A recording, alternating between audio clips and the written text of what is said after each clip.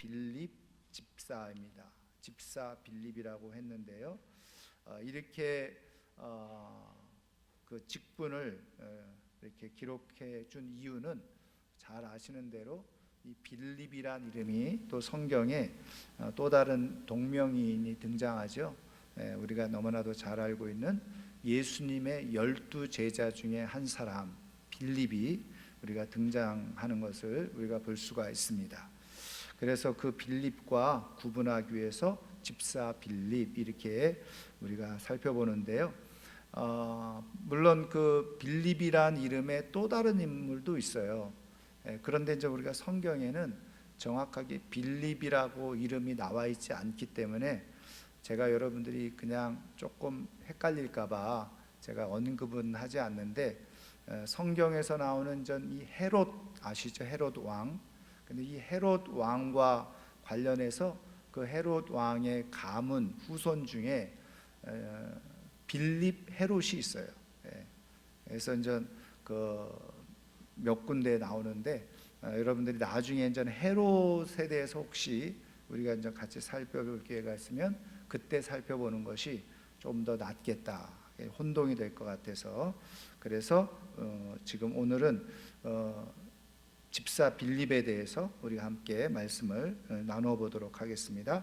먼저 빌립이란 이름의 뜻인데요. 빌립이란 이름은 용사라는 뜻입니다. 용사 혹은 이게 말을 사랑하는 자, 이게 말맞자죠. 그러니까 우리가 타는 말을 얘기합니다. 말을 사랑하는 자라는 뜻을 가지고 있습니다. 가족 배경에 대해서는 성경에 특별히 빌립의 부모라든지 가문이라든지 정확하게 기록된 것이 없습니다. 아니, 정확하게라기보다는 사실은 거의 기록이 없어요. 다만 그에게 4명의 예언하는 딸이 있었다라고 기록을 해주고 있죠. 그래서 사도행전 21장 9절에 보면 그에게 딸 4이 있으니 처녀로 예언하는 자라, 성경에 그렇게 기록이 되어져 있습니다.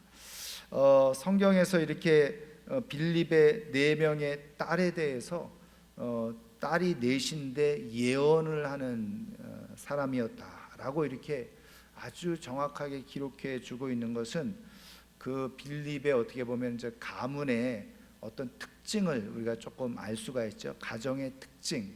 그러니까 이제 우리가 살펴보겠습니다만은 빌립이 집사였음에도 불구하고 그 가정이 굉장히 어떻게 해요? 경건했을 뿐만 아니라 영적으로 충만했던 가정이었다는 것을 알 수가 있죠. 왜요? 지금 말씀한 것처럼 4명, 딸 4인데 넷 모두가 다 뭐예요? 처녀임에도 불구하고 이런 예언하는 그런 능력을 가지고 있었던 사람들이었다는 것을 볼 때 아주 영적으로 충만한 그런 가정이었다라는 것을 우리가 알 수가 있습니다. 자, 우리 3번 신약 성경은 빌립에 관하여 어떻게 말씀하고 있습니까? 1번 사도행전 6장 5절 6절 우리 한번 같이 읽겠습니다. 온 무리가 이 말을 기뻐하여 믿음과 성령이 충만한 사람 스데반과 또 빌립과 브로고로와 니가노르와 디몬과 바메나와 유대교에 입교했던 안디옥 사람 니골라를 택하여 사도들 앞에 세우니 사도들이 기도하고 그들에게 안수하니라. 아멘. 자, 여러분들이 지금 사도행전 8장을 펴놓고 계실 텐데 그 앞으로 넘기시면 사도행전 6장이 나오죠. 그래서 이 6장에서 우리가 흔히 잘 아는 대로 이 초대 예루살렘 교회가 7명의 집사를 선택하는 과정이 6장 1절부터 기록되어져 있어요. 그래서 왜 예루살렘 교회가 이렇게 7명의 집사를 따로 구분해서 세울 수밖에 없었는지 그 이제 배경을 말씀해 주고 있죠. 1절에 그 배경이 무엇입니까? 바로 그 교회 안에 두 부류의 어려운 사람들이 있었다는 거예요. 그래서 여기 보면 헬라파 유대인들, 그리고 또 반대로 뭐예요? 히브리파 유대인들이 있었다는 거예요. 아니, 유대인이면 유대인이지 무슨 헬라파 유대인이 있고 히브리파 유대인이 있느냐? 히브리파 유대인이라는 하는 것은 그 예루살렘에서 태어나서 예루살렘에서 자란 그런 사람들을 우리가 히브리 사람, 히브리파 유대인 이렇게 얘기를 하죠. 그러면 헬라파 유대인들은 무엇일까요? 한마디로 말하면 재외 동포를 말하는 거예요. 그러니까는 예를 들면 우리나라 재미동포, 제일동포 이렇게 얘기하잖아요. 그래서 외국에서 태어나서 유대인이지만 외국에서 태어나서 자란 그런 유대인들, 이런 유대인들을 바로 헬라파 유대인이다 이렇게 구분을 하죠. 근데 이제 예루살렘 교회가 이렇게 갑자기 큰 부흥이 일어났잖아요. 한 번에 막 3,000명씩 5,000명씩 이렇게 교회가 부흥이 일어나게 되어지는 과정 속에서 이 히브리파 유대인들만 모인 게 아니라 헬라파 유대인들도 많이 그 예루살렘 교회 안에 들어오게 되어졌다는 거예요. 자, 그런데 교회의 중요한 하나의 역할이었다고 하는 이 구제에 있어서 구제를 하는데 이 오히려 헬라파 유대인들 과부들이 자꾸 구제에 빠지는 거예요. 이제 그것이 이제 문제가 되어진 거죠. 그래서 2절에 보면 그런 이제 원망하는 일들이 자꾸 일어나게 되어지니까 12사도가 모든 제자를 불러 이르되 우리가 하나님의 말씀을 제쳐놓고 접대를 일삼는 것이 마땅치 아니하니 그러면서 말하고 있는데, 여기서 이제 이 접대라고 하는 글자에 여러분 가지고 있는 성경에 번호 표시가 되었거나 무슨 표시가 되어 있을 텐데, 그런데 이 접대를 다른 번역으로 보면은 재정출납 이렇게 번역을 해놓는 것도 있어요. 그렇게 기록된 성경이 있다는 거죠. 그러니까 지금 이 구제비를 이렇게 이제 하는데 이 역할을 누가 했었다는 거예요? 12사도들이 다 하고 있었다는 거예요. 그런데 그것이 이제 너무 이제 일이 복잡하고 많아지면서 이제 자꾸 그 일에 매달리다 보니까 뭐를 못하게 된 거예요? 오늘 말씀, 하나님의 말씀 가르치고 전하는 것, 기도하는 것, 이런 것이 자꾸 이제 등한이 되어지는 거죠. 그래서 이런 문제들이 이제 교회 안에 발생하게 되어지자 하나님께서 주시는 지혜를 따라서 그 일을 맡아서 할 수 있는 사람들을 세우게 된 거죠. 그래서 말 그대로 그 다음에 나와 있는 것처럼 7명의 집사를 세우게 되는데, 그때 3절에 보면 어떤 사람들입니까? 성령과 지혜가 충만하여 칭찬받는 사람 7을 택하라 그랬어요. 그래서 많은 제자들이 또 성도들이 이 일을 좋게 여겼다는 거예요. 그래서 이제 추천을 받아가지고 7명을 세우게 되어졌는데, 그 7명 중에 한 사람이 누구라는 거예요? 바로 빌립 집사라는 것입니다. 자, 그래서 여기 보면 성령과 지혜가 충만하여 칭찬받는 사람이다 이렇게 말하고 있어요. 근데 이제 우리가 사실은 이 내용을 가지고는 우리가 정확하게 구분이 되어지지는 않지만, 여러분 이렇게 전 주석을 보고 해석을 보면 지금 사도들은 한마디로 말하면 그 유대인들이죠. 그 예루살렘 중심으로, 물론 갈릴리 출신이긴 합니다만은 그 유대 땅에서 태어나고 자란 사람들, 그런 사람들이 12사도였단 말이죠. 그래서 여기 7명의 집사는 반대로 헬라파 유대인들 중에서 선출을 했다는 거예요. 이제 그런 거 보면은 이제 초대교회가 물론 하나님께서 이렇게 주시는 지혜를 가지고 사도들이 교회를 이렇게 세워가는 그런 이제 상황이었지만, 하나님께서 어떻게 역사하시느냐 이런 부분에서도 어떻게 해요? 공정하게, 그렇죠? 그런 것들이 잘 그 직분도 분배가 되어질 수 있도록 그렇게 처리했던 것을 우리가 알 수가 있습니다. 자, 어쨌든 그래서 7명의 집사 중에 한 사람 빌립이 택하여졌다. 근데 이제 이 빌립은 어떤 사람이었느냐? 여러분 그 2번 보시면 사도행전 6장 3절 4절이죠. 한번 같이 읽습니다. 형제들아, 너희 가운데서 성령과 지혜가 충만하여 칭찬받는 사람 7을 택하라. 우리가 이 일을 그들에게 맡기고 우리는 오로지 기도하는 일과 말씀 사역에 힘쓰리라 하니. 그랬죠. 그래서 말씀드린 것처럼 성령과 지혜가 충만하여 어떻게 해요? 칭찬받는 사람이라. 여러분, 이것이 어쩌면 오늘 한국 교회에서 또 교회를 섬기는 중요한 직분자를 세울 때 중요한 자격이 될 수 있다는 거예요. 성경적인 자격이죠. 그래서 성령이 충만한 사람, 지혜가 충만한 사람, 또 여기서 칭찬받는 사람이라고 했는데 한마디로 말하면 뭘까요? 교회 성도들에게 인격을 인정받는 사람이다, 이렇게 말할 수가 있죠. 그런 의미에서 이제 초대교회가 나중에 이제 보세요. 6장 7절 보세요. 6장 7절 성경 한번 다 같이 읽어볼까요? 하나님의 말씀이 점점 왕성하여 예루살렘에 있는 제자의 수가 더 심히 많아지고 허다한 제사장의 무리도 이 도에 복종하니라.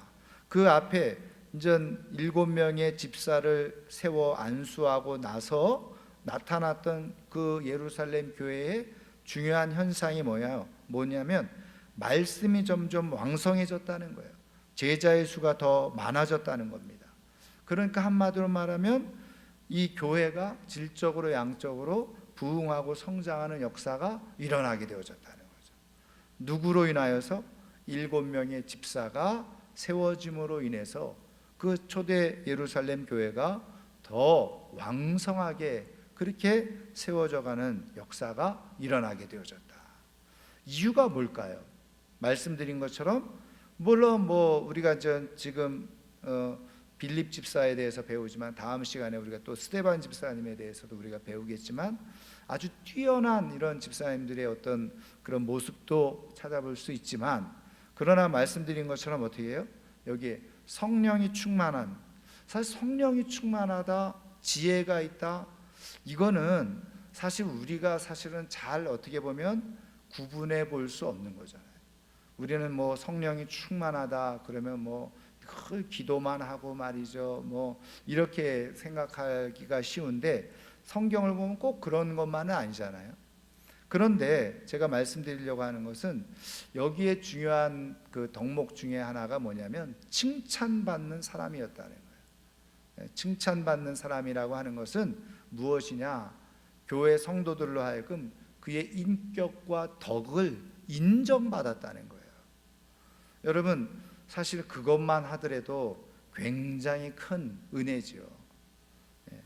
왜냐하면 물론 저도 목사입니다마는 목사님들 중에도 부끄러운 얘기지만 얘기를 들어보면 제가 누워서 침 뱉기지만 어떻게 보면 목사 같지도 않은 목사에 대한 얘기들을 저도 목사지만 많이 듣고 있는데 굉장히 부끄러운 일이죠. 그런데 또 성도들 가운데, 장로님들 가운데도 얘기 들어보면, 또 권사님들 가운데도 얘기 들어보면 똑같아요. 그렇잖아요. 근데 결국은 문제가 왜 제가 자꾸 한국교회를 안타까운 마음에서 얘기하느냐? 그런 사람들이 다 어떻게 해요? 지도자가 자꾸 교회 안에 세워져요. 그러다 보니까 교회 안에서 끊임없이 덕을 세우고 인격적으로 온전한 사람들이 직분자로 세워지는 것이 아니라 늘 이상한 사람들이 세워지는 거예요. 여러분, 조심스러운 얘기입니다마는 제가 그저께도 어느 목사님을 만나서 얘기를 이렇게 하다가 지금 연세가 90이 넘으셨대요. 그래서 장로님으로 은퇴를 하셨답니다. 그래서 계시는데요. 그리고 아들 중에는 목사도 있어요. 근데 지금 그 장로님이 뭐라고 말하냐면 나 예수 안 믿는다고 자꾸 얘기한다는 거예요. 그래서 제가 너무 놀래가지고 치매가 오신 게 아니냐? 아니래요. 치매 아니래. 그래가지고 그 아들 목사님이 친구 목사님에게 기도를 부탁하면서, 그러면서 내가 그냥 그때 결혼하기 위해서 나는 예수 믿는다고 했을 뿐이다. 그러면서 아들 목사한테 너 왜 목사 됐냐고 그러고서 막 그렇게 얘기를 한다. 여러분, 그러니까요, 목사라고 그래서, 장로라고 그래서, 권사라고 그래서 다 믿는 게 아니에요. 우리가 또 이제 뒤에서도 이제 보겠습니다만은, 그러니까 교회 안에 있다고 그래서 다 제대로 믿고 직분을 가지고 있다 그래서 다 온전한 믿음을 가지고 있는 거 절대로 아니에요. 속으면 안 돼요. 그러면서 지금 뭐 교회도 안 나가시고, 물론 뭐 요양병원에 계시기도 합니다만은 아예 그냥 대놓고 얘기한다잖아요. 여러분, 우리가 정말 이렇게 끝까지 믿음을 정말 잘 내가 정말 고백하면서 끝까지 믿음을 갖고 살아가는 게 얼마나 큰 축복인지 몰라요. 또 제가 아는 이런 얘기 하기에는 조금 그래도 뭐 얘기가 나왔으니까, 교회에서 장로님으로 오랫동안 심우를 하셨어요. 20년 넘게 하셨어요. 여러분, 20년 넘게 심우하시면 보통 교회에서 원로 장로 대우를 하잖아요. 원로 장로로 세웁니다. 20년 장로로 심우했으면. 그러니까 이제 이분이 20년 장로로 심우를 해서 이제 장로님들 가운데 이분이 20년 동안 심우했으니까 원로 장로로 교회에서 세워야 되지 않느냐, 이런 얘기를 했는데, 사실은 뭐 이분이 장로로서 심우하면서 그렇게 교회에 막 뭐 열심을 하거나 뭐 그런 분이 또 아니었거든요. 그리고 오히려 또 많은 문제를 일으켰던 분 중에 한 분이에요. 그러니까 이제 목사님이 고민을 좀 했죠. 그래서 또 어떤 장로님들은 안 됩니다. 그분이 우리 교회 원로 장로가 되면 우리 교회 명예를 더럽히는 일이다. 그분은 장로로서 그렇게 대접받을 만한 분이 아니다. 또 그 의견이 아주 분분한 거예요. 사실 그럴 때요, 목사님 입장에서는 그래도 좋은 쪽으로 생각을 많이 하거든요. 왜요? 그렇게 해서 뭐 상처 안 받도록 하는 마음이 있으니까.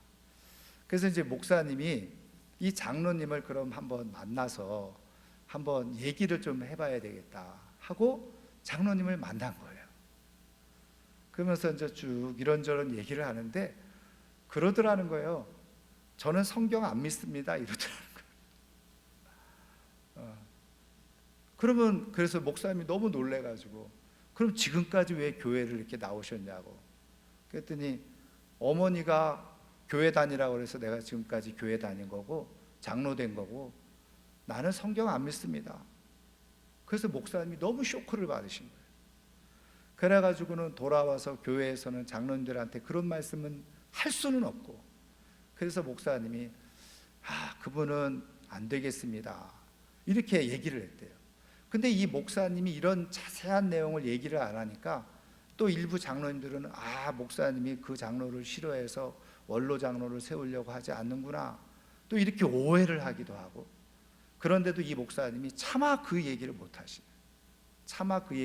하시고 그냥 좀 오해를 받더라도 우리 교회를 위해서도, 그리고 목사의 양심으로 그분을 원로 장로로 세울 수가 없더라는 거예요. 그렇지 않겠어요? 성경을 안 믿는다라고 그러고 성경이 뭐 진리냐고 얘기하고, 그냥 엄마가 교회 가라고 그래가지고 여태까지 교회 다닌 것뿐이라고 이렇게 얘기하는 사람한테 어떻게, 지금 장로가 심우장로로 된 것도 기적이지만 그렇게 어떻게 원로 장로로 세울 수가 있느냐. 여러분, 이런 일들이 허다해요. 굉장히 우리가 우리 스스로의 믿음, 또 교회 안에서 그냥 우리는 사실은 깊이 그런 내용 내막을 모르니까 그냥 존중해주고 인정할 수밖에 없지만, 하나님 앞에서 그게 얼마나 사실은 부끄러운 일입니까? 그런데 초대 예루살렘 교회가 어쨌든 7명의 집사를 세울 때 인격과 덕과 성령이잖아요. 그런 것들로 다 검증되어진 사람들을 세웠다는 거예요. 그런데 여러분, 망하는 교회의 특징은 뭔지 아세요? 망하는 나라도 마찬가지잖아요. 그러니까는 그런 것을 자세히 살펴서 정말 우리 교회를 위해서 세워야 될 일꾼이다, 이렇게 생각하는 게 아니라 저분이 우리 교회에서 오래 다녔잖아, 그러니까 세워야지.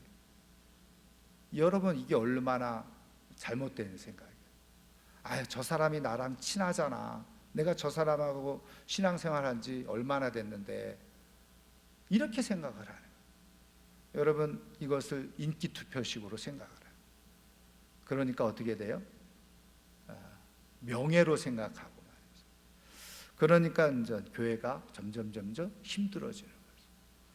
어쨌든 초대 예루살렘 교회가 7명의 집사를 세워서 오늘 말씀한 것처럼 말씀이 점점 왕성해지고, 그리고 제자의 수가 더 늘어나는 부흥의 역사가 일어나요.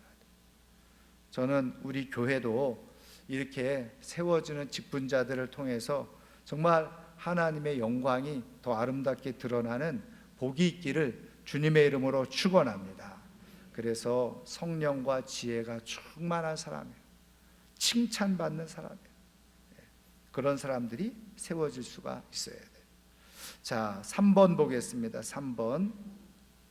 자, 사도행전 8장 1절 같이 읽습니다.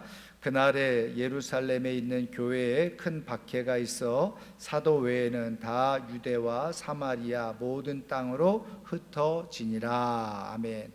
자, 여러분, 우리가 지금 6장을 보았고 8장으로 뛰어넘는데 다음 시간에 우리가 보겠습니다마는 스데반 집사님의 순교가 일어나요. 그래서 그 순교로 말미암아서 예루살렘에 대대적인 교회의 박해가 일어납니다. 오늘 말씀에도 나와 있는 것처럼. 그래서 사도 외에 다 어떻게 해요? 유대, 사마리아, 그리고 모든 땅으로 흩어지는, 성도들이 흩어지는 역사들이 일어나게 되어졌다는 거죠. 자, 그래서 어떤 분들은 요 말씀을 이렇게 해석을 할 때, 제가 전에 오래전이지만 사도행전도 우리가 한번 쭉 수요일 날 말씀을 나누어 보았습니다만은, 여러분, 예수님께서 승천하시기 전에 제자들에게 권면하신 말씀이 무엇이었죠? 사도행전 1장 8절. 성령이 너희에게 임하시면, 그렇죠? 너희가 증인이 되어질 것이다. 어디에 가서? 예루살렘, 유대, 사마리아 땅끝까지 이르러 내 증인이 될 것이다. 예수님이 이렇게 말씀하셨잖아요. 그게 사도행전 1장 8절의 말씀인데, 여러분, 8장 오늘 1절의 말씀이, 그 예수님의 말씀이 그대로 어떻게 해요? 성취되어지는 거예요. 그래서 예루살렘에 있는 교회에 큰 박해가 있어 사도회는 어떻게 해요? 다 유대와 사마리아 모든 땅으로 흩어졌다는 거예요. 자, 여기서 이제 두 가지인데, 하나는 이제 예수님이 예루살렘 교회를 향해서, 제자들을 향해서 말씀하신 게, 너희들이 성령의 충만함을 받고 권능이 너희들에게 주어지게 되어질 때 흩어져서 복음을 전해라, 이렇게 말씀하셨는데, 예루살렘 교회가 어떻게 했어요? 흩어졌어요? 모였어요? 흩어지기보다는 꾸역꾸역 모여들었어요. 그 모여가지고는 뭐를 했어요? 구제하느니 마느니 그거 가지고 자꾸 싸웠어요. 아셨죠? 6장에. 여러분, 그 사람들이 많이 모이게 되어지면 좋은 일을 하는데도 자꾸 삐걱삐걱 되게 되어져 있어요. 여러분, 어떤 전 학자들은 그래서 교회가 이렇게 모여서 은혜를 받고 기도하고 성령이 충만하면 흩어져서 복음을 전해야 되는데, 그 일은 안 하고 계속 모여서 그냥 누가 구제받느냐 안 받느냐 이것만 자꾸 씨름하고 있으면 그 교회는 망해가는 교회다.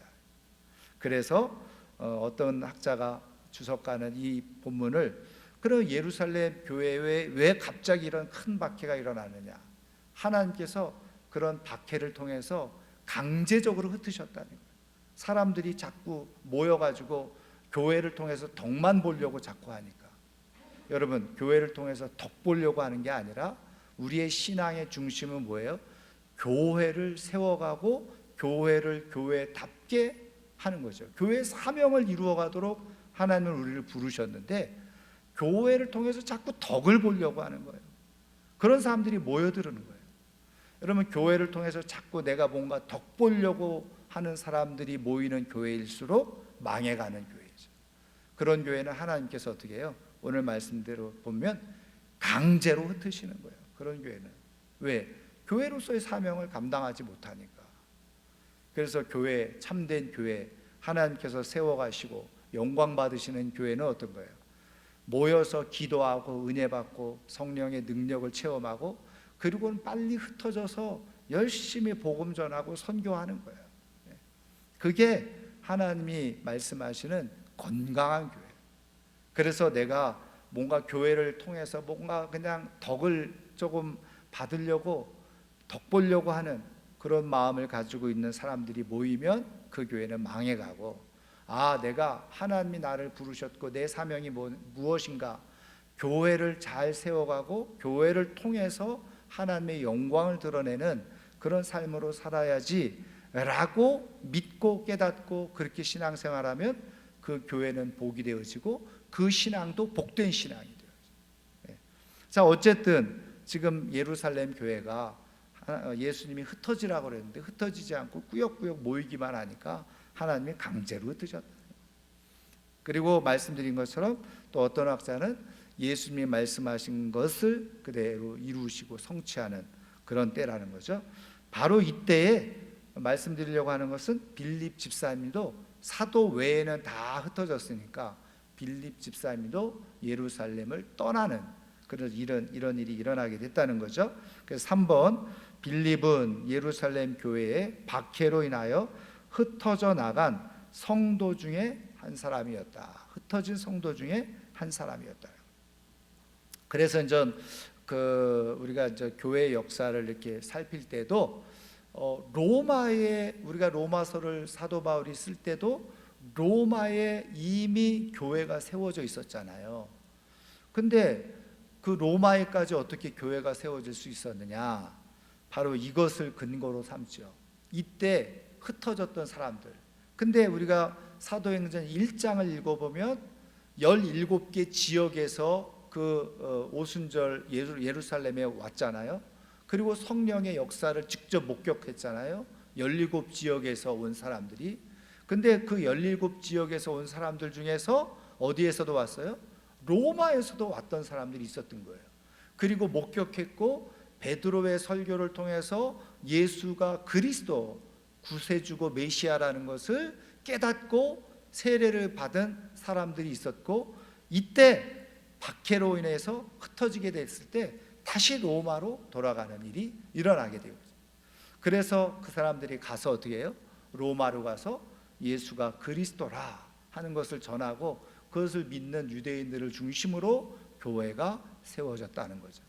그러니까 바울에 의해서 세워진 소아시아 지역에, 그리고 이 마게도니아 지역, 그리스 지역의 교회들도 있지만 이미 또 다른 사람들에 의해서, 무명의 그리스도인들에 의해서 그 곳곳에 교회들이 세워져 있었고, 그 대표적인 교회가 로마 교회죠. 자, 어쨌든 그래서 이렇게 빌립도 흩어지게 되어졌어요. 자, 4번 보겠습니다.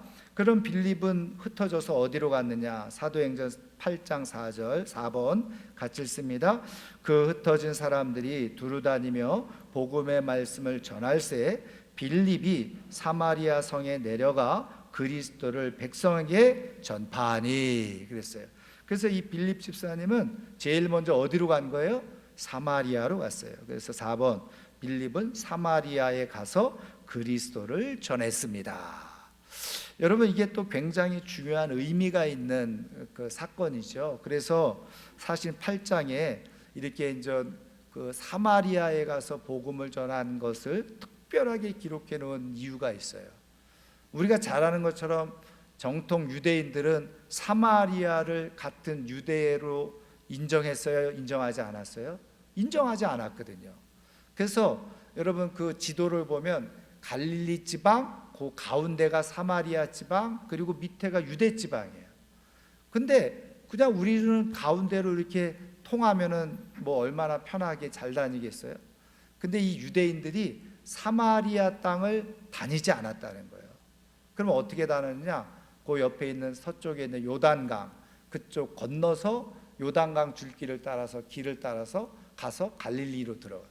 사마리아 땅을 가지 않았어요. 그만큼 사마리아를 터부시하고 같은 동족으로 인정하지 않았어요. 그러니까 당연히 전하지 않았죠.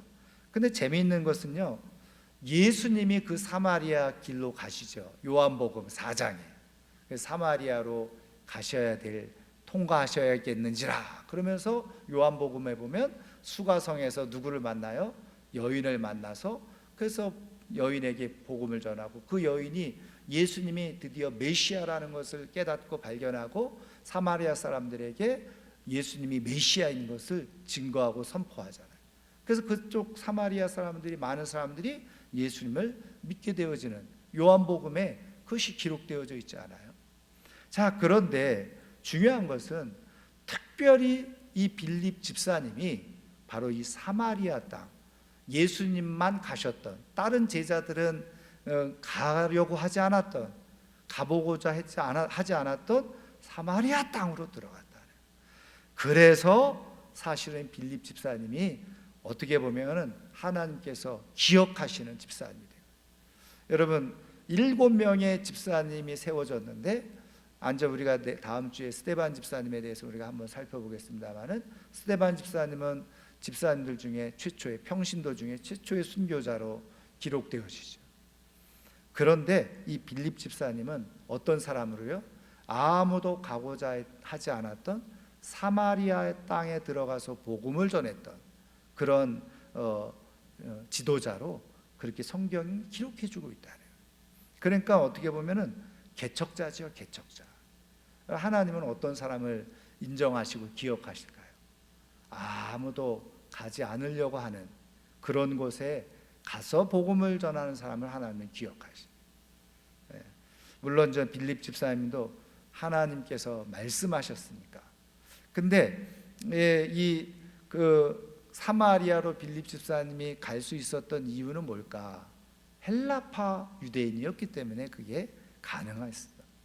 어쨌든 자, 그래서 빌립 집사님이 아무도 가지 않았던 사마리아로 가서 제일 먼저 복음을 전했는데, 그것이 누구의 발자취를 따랐다는 거예요?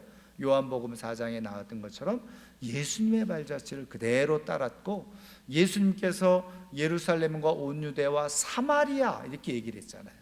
그 말씀대로 그대로 순종하는 일이었다는 거예요. 자, 그래서 5번 보겠습니다. 그 사마리아에 가서 복음을 전했는데 어떤 일이 일어났느냐? 사도행전 8장 6절 8절 같이 읽습니다.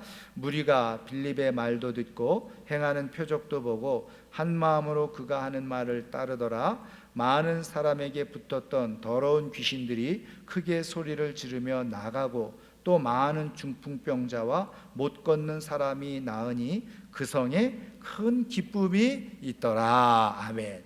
그래서 빌립이 가서 말을 전했잖아요. 그리고 어떻게 해요? 표적도 나타나요.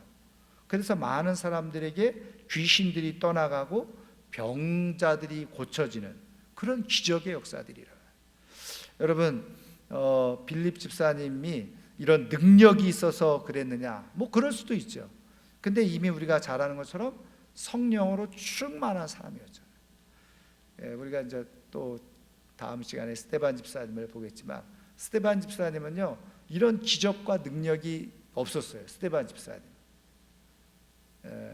근데 스데반 집사님은 사명이 뭐였어요? 순교가 사명이었어요. 빌립 집사님은 또 주어진 은사와 능력을 가지고 복음을 전하는 사명이 있었어요. 근데 왜 이런 능력이 빌립 집사님에게 나타났느냐? 말씀드렸던 것처럼 물론 성령이 충만했고 하나님께서 빌립 집사님을 통해서 일하셨기 때문에 이런 역사들이 나타났습니다마는, 그러면 왜 하나님께서 빌립 집사님에게 이렇게 역사하셨느냐는 거죠. 그리고 말씀드린 것처럼 똑같이 7명의 집사가 세워졌는데, 스데반 집사님은 최초의 순교자로 이름이 기록되어지고, 그리고 빌립 집사님은 이렇게 정말 복음의 위대한 사람으로 이렇게 기억되어져요.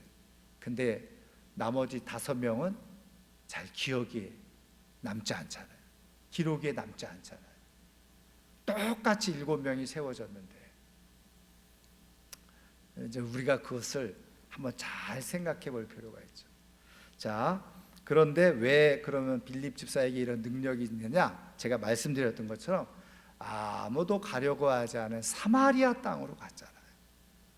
그래서 여러분 그런 얘기 종종 많이 듣죠. 선교지에 가면 그냥 그 선교사님들이 자기에게 그런 능력이 있었는지도 모를 정도로 기도하면 정말 막 귀신이 떠나가고 병이 낫는 그런 체험들을 많이 한다고 그러잖아요. 왜 그럴까요? 주님이 가라고 하시는 곳에 갔을 때 주님이 일하시는 것을 보여주시는 거예요. 여러분 오늘 우리도 하나님께서 말씀하시는 곳에서 사명을 감당할 때 하나님의 크신 은혜와 능력의 역사가 나타나게 될 줄 믿습니다. 자, 그래서 이 빌립의 전도에 5번에 보면 큰 표적과 뭐가 있었어요? 기쁨이 있었어요. 그래서 그 성에 큰 기쁨이 있더라. 저는 우리가 정말 예수 믿어서 우리 가장 작게는 내가 속해 있는 가정에 큰 기쁨이 있는 역사가 있기를 주님의 이름으로 축원합니다. 아멘이 작으시네요. 내가 예수 믿어서 내가 속해 있는 가정에 큰 기쁨의 역사가 있기를 축원합니다. 더 나아가서 우리 교회가 이 영도 땅에 있어서 우리로 인해서 이 청학동, 동삼동 또 영도 땅에 기쁨이 있는 역사가 있기를 주님의 이름으로 축원합니다. 하나님이 함께 하시면 그런 은혜가 일어날 줄 믿습니다. 자, 그 다음에 6번 보겠습니다. 그렇게 빌립 전 집사님이 전도하는 과정 속에서 특별한 한 사람이 이제 등장하는데 8장 12절부터 13절 같이 읽습니다. 빌립이 하나님 나라와 및 예수 그리스도의 이름에 관하여 전도함을 그들이 믿고 남녀가 다 세례를 받으니 시몬도 믿고 세례를 받은 후에 전심으로 빌립을 따라다니며 그 나타나는 표적과 큰 능력을 보고 놀라니라. 아멘. 자, 여기서요 이 사마리아 성에 이제 우리가 보지는 않았지만 9절에 보면 시몬이라는 사람이 나오는데 이 사람은 마술을 하는 사람이었어요. 그런데 마술을 하면서 백성들이 그 당시에는 마술이 뭐 속임수인지 모르니까 다 놀랐단 말이에요. 그리고 스스로 자칭 큰 자라고도 얘기했고요. 그리고 사람들이 보면서 이 마술을 보면서 하나님의 능력이라고 착각을 하고 있었다.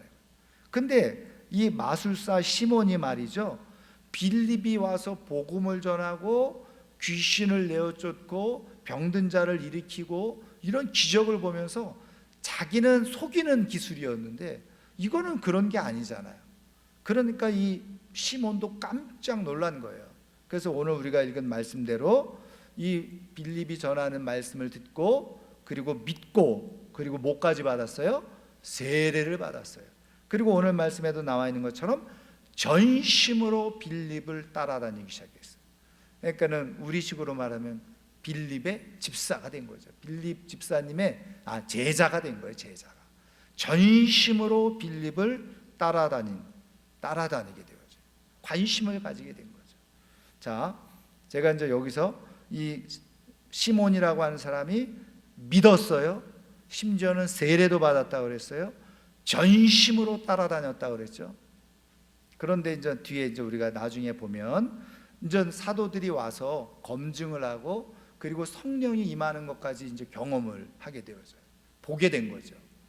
그리고 나서 18절에 보면 시몬이 사도들에게 그 딜을 해요. 돈을 주고서 나도 그런 성령이 임하게 할 수 있는 그런 기술, 제가 이건 표현하는 거예요. 이제 시몬은 그렇게 생각해요.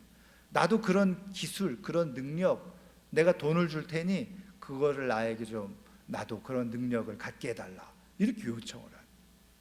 그랬더니 어떻게 해요?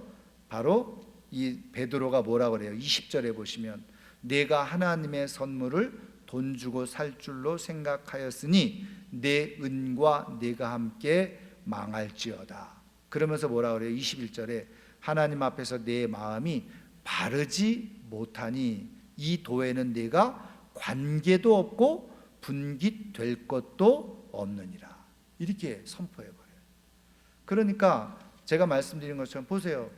이 마술사 시몬도 믿고 세례도 받았고 전심으로 누구를 따랐어요? 빌립 집사를 따라다녔어요.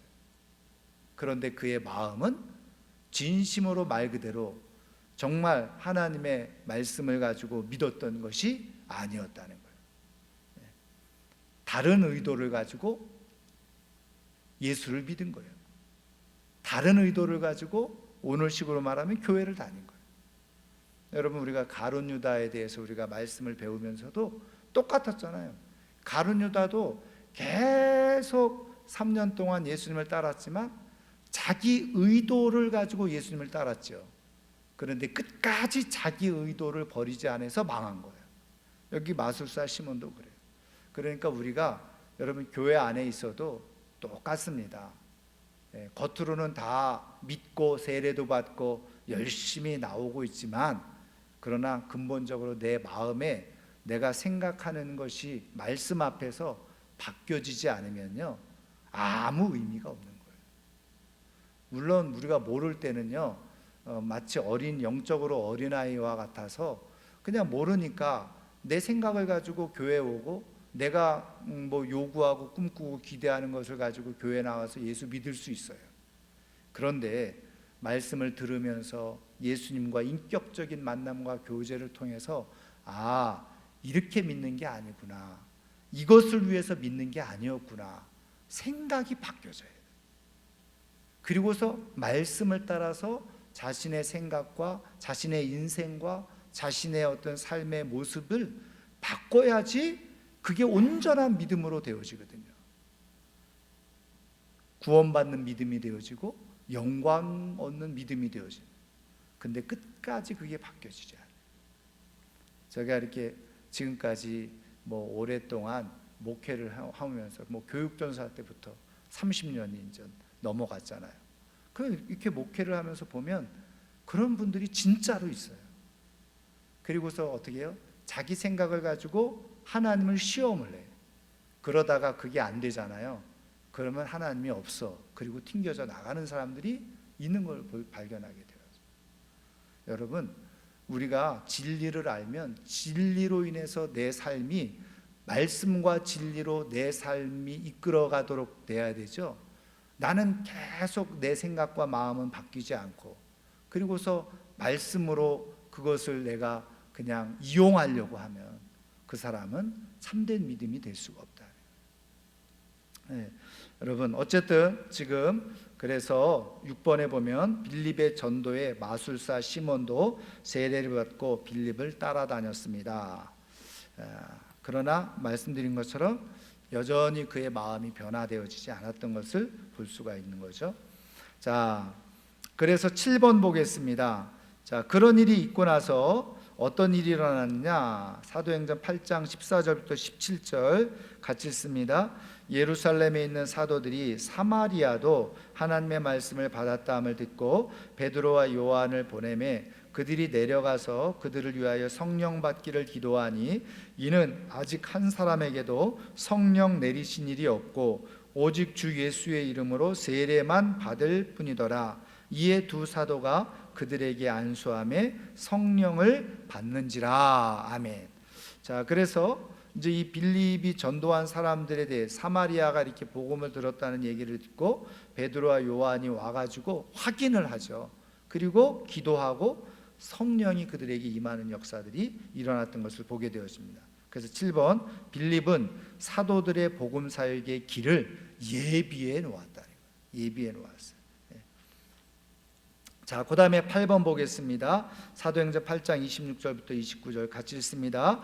주의 사자가 빌립에게 말하여 이르되 일어나서 남쪽으로 향하여 예루살렘에서 가사로 내려가는 길까지 가라 하니 그 길은 광야라. 일어나 가서 보니 에디오피아 사람 곧 에디오피아 여왕 간다게의 모든 국고를 맡은 관리인 네시가 예배하러 예루살렘에 왔다가 돌아가는데 수레를 타고 선지자 이사야의 글을 읽더라. 성령이 빌립더러 이르시되 이 수레로 가까이 나아가라 하시거늘. 아멘. 자, 이렇게 사마리아에서 사역했던 이 빌립을 성령께서 어디로 가라고 지시를 한 거죠. 근데 어디로 가라는 거예요? 예루살렘에서 가사라고 하는 성읍으로 내려가는 길로 성령께서 인도하신 거예요. 그런데 그 길은 무슨 길이었다고요? 광야길이었다는 거예요. 여러분, 광야길에 사람이 있을까요? 없을까요? 없어요. 뭐 그래봤자 겨우 다니는 사람 뭐 정말 하루에 뭐 한두 사람 뭐 이렇게 됐겠죠. 흔하지 않다는 거예요. 여러분, 전도하려면 어디로 성령이 이끄셔야 돼요?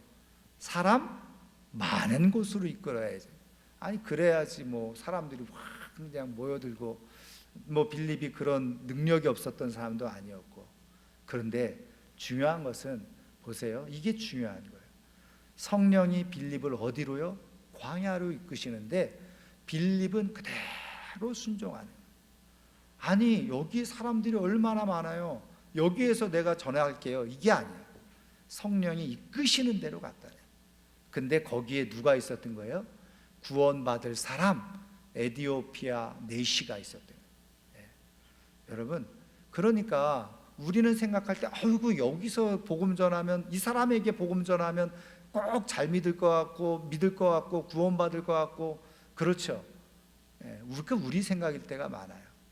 그래서 진짜 복음 전도자들은 기도가 필요한데, 기도할 때 어떻게 해요? 성령께서 이끄시는 대로 가야 돼요. 여러분, 우리는 어떤 분들은 그래요. 저 사람은 인상을 보니까 예수 안 믿을 인상이래요.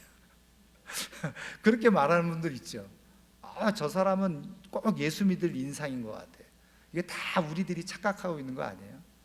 그러니까 마음속에 감동을 주시는데 성령께서 꼭 예수 안 믿을 것처럼 보이는 사람에게 전도하라고 말하거든요. 그러면 우리는 어떻게 해요? 아이고 하나님, 저 사람은 인상 보고 상황을 보니까 절대 예수 믿을 사람이 아닙니다. 우리는 우리가 판단해. 근데 하나님의 능력과 구원의 역사는 어떻게 해요? 성령의 인도하심을 이끄는 사람, 성령의 인도함을 받는 사람을 통해서 역사를 해요. 그래서 전혀 예수 믿을 것 같지도 않고 예수 믿을 상황도 아닌 것 같은 사람인데 그냥 성령께서 가서 전하라고 하니까 가서 그냥 마치 요나처럼 그냥 의무감에 전했어요. 그랬더니 웬일입니까? 나한테 이렇게 복음을 전해주는 사람이 아무도 없었어요. 그러면서 그냥 따라와서 예수 믿는 거예요. 근데 꼭 예수 믿을 것처럼 보이고 예수 믿어야 될 상황인 것처럼 보이는 사람에게는 아무리 그냥 5년, 10년, 20년 물론 그렇게 안 하는 것보다 하는 게 낫겠지만 그렇게 쫓아다니면서 왜요? 꼭 저 사람이 믿을 것 같거든요. 근데 하나님이 택하지 않은 사람 붙들고 계속 해봤자 뭐예요? 헛수고죠. 물론 안 하는 것보다 낫지만 성령께서 이끄시는 대로 우리가 순종을 하는 것이 필요하다는 거예요. 자, 그래서 결국 빌립은 성령이 이끄심에 따라 광야길에서 에디오피아 내시에게 복음을 전하죠. 그리고 그 결과는 어떻게 됐어요? 9번 사도행전 8장 38절 같이 읽습니다. 이에 명하여 수레를 멈추고 빌립과 내시가 둘 다 물에 내려가 빌립이 세례를 베풀고, 그래서 결국은 에디오피아 내시에게 세례를 베푸는 역사가 일어나게 된 거죠. 자, 그리고서 끝나고 나서 빌립이 또 성령께서 이끄셨어요. 8장 40절 보겠습니다. 빌립은 아소도에 나타나 여러 성을 지나다니며 복음을 전하고 가이사랴에 이르니라. 여러분, 가이사랴는 그 당시에 이 총독 관저가 있는 해안 도시가 가이사랴입니다. 뭐 예수님이 제자들에게 너희는 나를 누구로 하느냐 이렇게 물어봤던 데가 어디죠? 가이사랴 빌립보. 근데 가이사랴 빌립보 혹은 빌립보 가이사랴와 가이사랴는 다른 곳이에요. 그래서 빌립보 가이사랴는 사마리아래 갈릴리 위에 땅에 있는 거죠. 자, 어쨌든 그래서 이 가이사랴 총독 관저가 있는 곳입니다. 그래서 빌립은 여러 성에서 복음을 전하고 가이사랴에 가서 거주하게 되어져요. 거기서 살게 되어집니다. 자, 그리고 이제 마지막 11번 보겠습니다. 사도행전 21장 8절 같이 읽습니다. 이튿날 떠나 가이사랴에 이르러 7 집사 중 하나인 전도자 빌립의 집에 들어가서 머무르니라. 아멘. 자, 이 내용은 무슨 내용이냐면요, 이제 사도 바울이 1차, 2차, 3차 선교 여행을 다 하죠. 3차 선교 여행을 다 하고 돌아오는 길에 가이사랴에 들리게 되어져요. 근데 이 가이사랴 어떻게 해요? 7 집사 중 하나인 전도자 빌립이라고 그랬어요. 그래서 이 전도자 빌립의 집에 들어가서 머무르게 되어지는데, 앞서 말씀드린 것처럼 거기서 어떻게 해요? 천으로 예언하는 네 딸이 있었다. 그러면서 거기서 또 이제 물론 이 딸들이 예언한 것은 아니지만 거기에 이제 그 바울에 대한 예언하는 그런 선지자를 만나게 되어지는 일이 일어나게 되어지는 것을 볼 수가 있죠. 자, 그래서 11번에 빌립은 가이사랴에서 바울 사도 일행을 영접했습니다. 그러니까 바울 사도 일행을 만나는, 그러니까는 이런 것으로 볼 때 가이사랴에서 사실은 이 사도 바울 일행이 여기에 이제 머물렀다라고 하는 것을 볼 때 중요한 영적 거점이 되어졌다, 영적 거주지가 되어졌다. 그래서 많은 순례자들 그리고 선교사들이, 선교하는 자들이 이 누구의 집에요? 빌립의 집에 와서 늘 머무는 중요한 거점이 돼요. 영광인 거죠. 자, 4번 보겠습니다. 빌립과 관련하여 구약 성경은 어떻게 말씀했습니까? 자, 1번 보겠습니다. 자, 사도행전 8장 32절 33절 같이 읽습니다. 읽는 성경 구절은 이것이니 일러스되 그가 도살자에게로 가는 양과 같이 끌려갔고 털 깎는 자 앞에 있는 어린 양이 조용함과 같이 그의 입을 열지 아니하였도다. 그가 굴욕을 당했을 때 공정한 재판도 받지 못하였으니 누가 그의 세대를 말하리요? 그의 생명이 땅에서 빼앗김이로다 하였거늘. 이사야서 53장 7절 8절 누가 읽고 있었다고요? 에디오피아 내시가 이 구절을 읽고 있었는데 도대체 이 사람이 누구냐? 그랬을 때 이제 이 빌립 집사님이 그 본문을 풀어서 설명해주고 이 사람이 바로 우리를 구원한 예수 그리스도다. 그러니까 이제 이 에디오피아 사람이 내시가 내가 이 말씀을 받고 세례를 받지 않을 이유가 뭐가 있겠느냐 그러면서 세례를 받게 되어지게 된 거죠. 자, 그래서 1번 빌립이 에디오피아 내시에게 풀어준 말씀은 이사야의 말씀이었습니다. 구약의 말씀이 그대로 소개되어지고 해석되어져서 구원에 이르게 되어진 역사가 일어나게 되어졌다는 거죠. 자, 마지막 5번 빌립을 통하여 교훈하시는 말씀은 무엇입니까? 1번 하나님은 복음을 위해 필요한 사람을 뽑아 사용하십니다. 그래서 그 교회에 어떻게 해요? 7명의 집사, 근데 성령과 지혜가 충만하고 어떻게 해요? 칭찬받는 사람을 하나님께서 뽑아서 사용하셨다. 여러분, 우리는 종종 어떻게 말을 많이 합니까? 뭐 약한 사람, 부족한 사람, 뭐 이런 사람들을 하나님이 들어 사용하신다, 이런 말은 많이 듣잖아요. 근데 또 한편으로는 하나님은 꼭 그런 사람들만 사용하시는 게 아니라 어떻게 성령이 충만하고 지혜가 충만하고 칭찬받는 사람을 통해서도 하나님은 일하시. 그러니까 우리가 어떤 모양으로 하나님 앞에 선택받아 사용될지는 하나님이 결정하시고 하시는 일인데, 중요한 것은 내가 어떤 모양으로 있든지 간에 하나님께 부름을 받고 선택되어져서 사용되어지는 위치에 있다고 하는 것은 굉장히 큰 축복이고 영광이라는 거죠. 제가 거듭 말씀드리지만 이렇게 직분을 받는 것, 교회 안에서 직분을 받는 걸 절대로 가볍게 여기거나 소홀히 여기시면 안 돼요. 정말 존중하셔야 되고 귀하게 여길 줄 알아요. 그거를 귀하게 여길 줄 아는 사람이 하나님 앞에서 귀하게 여김을 받아요. 자, 그 다음에 두 번째요. 하나님은 겸손하게 순종하는 사람을 통해 구원을 보이십니다. 말씀드린 것처럼 아무도 사마리아로 가려고 하지 않았어요. 왜? 편견이 있어서. 그런데 이 빌립은 사마리아로 갔죠. 그리고 또 사마리아에서 그렇게 기적적인 그냥 사역을 일으키고 그 빌립 때문에 많은 사람들이 구원받는, 그래서 사마리아 성에 큰 기쁨으로 요동치고 있는, 그러면 거기서 얼마나 영광 받을 수 있겠어요? 근데 성령이 또 이끄셔요. 어디로? 광야길로. 근데 빌립 집사님은 성령이 이끄시는 대로 그런 영광을 다 뒤로 하고 또 어디로 간다는 거예요? 광야로 내려가. 누구를 위해서? 에디오피아 내시, 한 사람의 구원을 위해서 광야로 내려가요. 겸손하게 순종했던 사람, 그런 사람을 통해서 하나님은 오늘도 구원을 보이신다. 자, 마지막으로 하나님은 충성하는 사람에게 영광을 나타내십니다. 왜 제가 이 말을 적었냐면, 여러분, 빌립 집사님이 마지막에 어디에서 거주했다고요? 가이사랴에. 근데 이 가이사랴에 거주하면서 아무것도 안 한 것이 아니라 어떻게 해요? 오고 가는 모든 영적 중요한 거점이 되었다. 그 집이, 그 가정이. 그래서 어떤 학자들은 이 빌립 집사가 있었던 이 가이사랴가 단순히 그냥 개인 집이 아니라 교회였을 것이다. 또 이렇게도 보기도 합니다. 물론 옛날에는 이제 흩어지고 나서 다 대부분 가정교회에서 시작을 하기는 했습니다만은, 그런데 결국은 여기서 누구를 만나는 거예요? 위대한 사도 바울을 또 만나는 그런 전 역사들이 일어나잖아요. 그러니까 하나님께 정말 겸손하게 충성을 다하면요, 하나님은 순간순간 하나님의 영광을 나타내 보여주신다는 거예요.